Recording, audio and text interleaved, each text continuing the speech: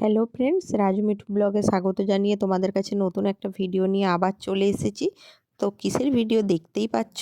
তো চলো বন্ধুরা, ভিডিওটা দেখতে থাকো।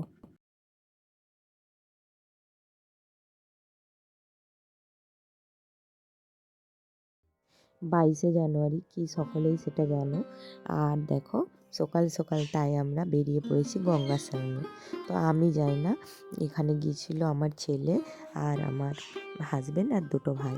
তো তারা সকাল সকাল গিয়ে গঙ্গায় স্নান টান করে তারপর ওখান থেকে কি করলো সমস্ত ভিডিওটাই দেখানো আছে। আর দেখো গঙ্গার বুকে পাখিগুলো কেমন উড়ে বেড়াচ্ছে। আর সকালবেলা গঙ্গার ঘাটটা কত সুন্দর দেখতে লাগছে, খুব খুব সুন্দর একটা দৃশ্য। তো চলো বন্ধুরা, তোমরা দেখতে থাকো ভিডিওটা, তারপর বলছি।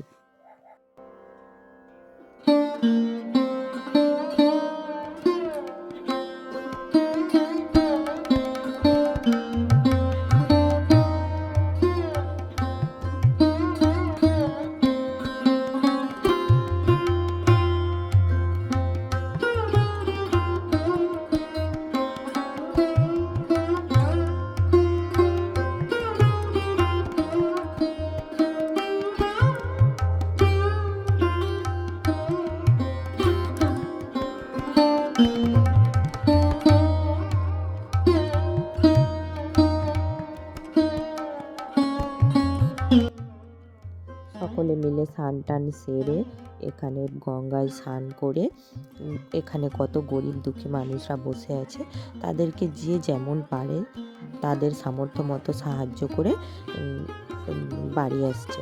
তো আমাদেরও এখানে ভাইয়েরা বাবু মিলে যেমন যতটা পেরেছে ওরা ততটা সাহায্য করছিল। তো সেটাও তোমাদের সঙ্গে শেয়ার করে দিলাম, চলো দেখতে থাকো।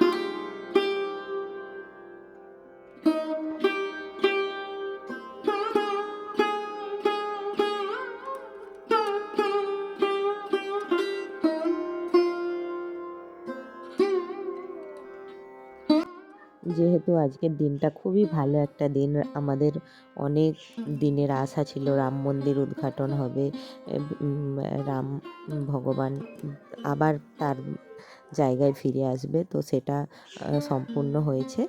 তার জন্যই আমরা এখানে কি করলাম, আজকে একটু মন্দিরে পুজো দিতে গেলাম। তো সকলে মিলে বেরিয়ে পড়েছি সন্ধ্যাবেলা বিশ্বনাথ মন্দিরে পুজো দিতে।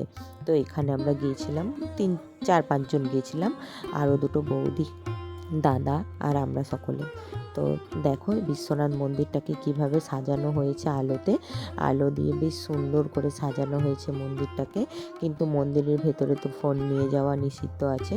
তো তবু আমরা যতটুকু পেরেছি নিয়ে গেছি, তারপরে মোবাইল জমা করে মন্দিরে পুজো দিয়েছি, তারপরে বাড়ি চলে এসেছি। দেখো এই যে মন্দিরের ভেতরে সামনে একটা ছোট্ট শিবের মন্দির করা আছে, তো সেটা তোমাদের সাথে শেয়ার করেছি।